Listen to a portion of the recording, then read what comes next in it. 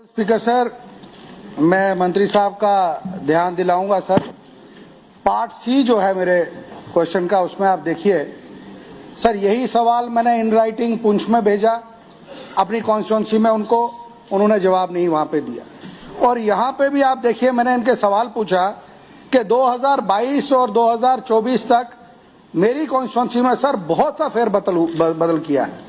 बहुत से लोग हैं जिनको एएवाई लिस्ट से निकाला गया है, बीपीएल लिस्ट से निकाला गया है, और आज भी डिपार्टमेंट कहता है कि हमारे पास कोई डेटा ही नहीं है कि किन लोगों को लाया।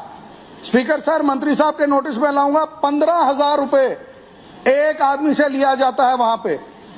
मैं यहाँ पे रिकॉर्ड ये करूंगा, इस पे आप रिकॉर्ड में सर लाइए, 15,000 एक आदमी से लिया जाता है। और मेरे 2 TSO2 जो मेरे वहां पे हैं, लगभग 500-601 पे, लगभग 500-601 पे, लगभग 2 करोड़ रुपए वहां से लोगों से वसूले उन्होंने। और इसी वजह से इनके पास जब मैं इनको सवाल पूछ रहा हूं कि मुझे डिटेल दीजिए, किस क्राइटेरिया पे आपने इसको बीपीएल बनाया, इसको एपीएल बनाया, और जो पुराना बेचारा गरीब मर रहा है वहां पे, उनको वहां से काट के इसमें सर इंक्लूड किया गया है। ये सवाल सर पूरा का पूरा मैं कह रहा हूं, जम्मू कश्मीर के लोगों के साथ जुल्म हो रहा है इस डिपार्टमेंट का, और इस डिपार्टमेंट ने कोई कसर नहीं छोड़ी। और जहां तक मेरी इंफॉर्मेशन है, ये खाली नीचे बेस पे नहीं, इनके तार जो है सर सेक्रेटरीट और डायरेक्टरेट ऑफिस में जुड़े हुए हैं। मैं ऑनरेबल मिनिस्टर साहब से कहूंगा कि प्लीज जब भी आपको सवाल आए उसको पढ़ के जरा देख, यहाँ पे असेंबली में लाया जाए। सर, ये जवाब यहाँ पे आ रहा है कि हमारे पास डेटा ही नहीं है। क्या मैं अपने लोगों को जवाब दूंगा? क्या हम अपने लोगों को बताएंगे? ये हालत है, गवर्नमेंट हमारी हुकूमत है। आज अगर नेशनल कॉन्फ्रेंस को लोगों ने पावर में लाया, यहाँ पे हुकूमत बनी, वो इसलिए दिया, लोग मजबूर है, लोग परेशान हैं। और इस किस्म का जवाब स्पीकर सर, मैंने 2 बार वहां पे चिट्ठी लिखी, मैंने एडी को चिट्ठी लिखी, टीएसओ को चिट्ठी लिखी।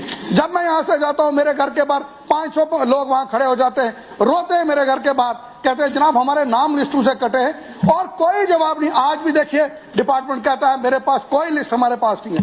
मैं ऑनरेबल मिनिस्टर साहब से गुजारिश करूंगा कि खासकर अगर और कहीं कर रहा है या नहीं कर रहा है, मेरी कॉन्स्टिट्यूंसी में विजिलेंस को रिकमेंड करें इस लिस्ट को, और एक जो मुलाजिम इसमें इन्वॉल्व है, मैं स्पीकर सर बताऊंगा, हजारों करोड़ों की उनकी प्रॉपर्टी है, कहां से उन्होंने वो बनाई है।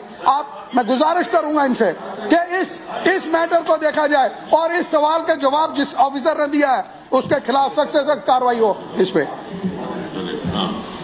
ऑनरेबल स्पीकर सर, ये बड़ा ही एक जेन्युइन कंसर्न है और ये हर जगह है, और एक इतने गंभीर आरोप अगर लगाए, मैं इसकी वेरिफिकेशन करवाऊंगा, इसको एग्जामिन कराएंगे।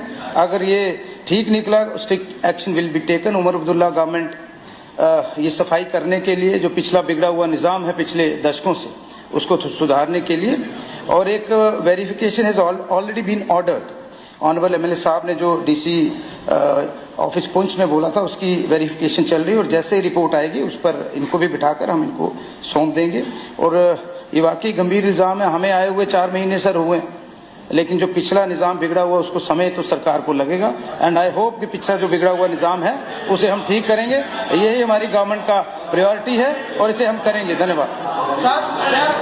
जो गलत जवाब वहां से दिया उसके लिए मंत्री साहब कहें कि या तो रिप्लाई दोबारा आए इसका डिटेल के साथ। मेरी गुजारिश है मंत्री साहब से कि इसकी डिटेल हमें प्रोवाइड की जाए कि किस क्राइटेरिया पे जो इन्होंने लोग एंटर किए हैं वो किस पे किए हैं। ये कहते हैं verification has already started, verification के रिजल्ट्स आएंगे तो आपके साथ शेयर करेंगे।